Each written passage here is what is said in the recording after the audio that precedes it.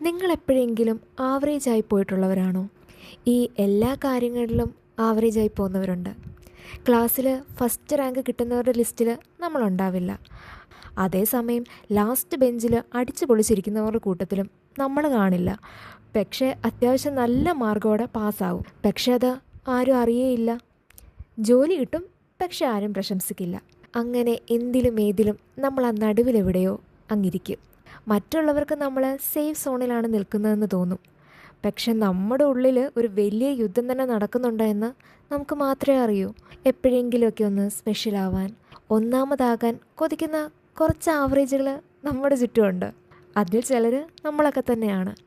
പക്ഷെ ഒരു കാര്യമുണ്ട് കേട്ടോ, നമ്മൾ ചിലപ്പം ഒന്നാമതല്ലായിരിക്കാം. പക്ഷേ മുൻപിലേക്ക് എത്താൻ വേണ്ടിയിട്ട് നമ്മൾ നമ്മുടെ മനസ്സിൽ ഉറപ്പിച്ചൊരു ഓട്ടമില്ലേ, ആ ഓട്ടത്തിൽ നമ്മളെ തോൽപ്പിക്കാൻ മറ്റാർക്കും പറ്റില്ല. അവിടെ എന്നും നമ്മൾ തന്നെയായിരിക്കും ഒന്നാമത്.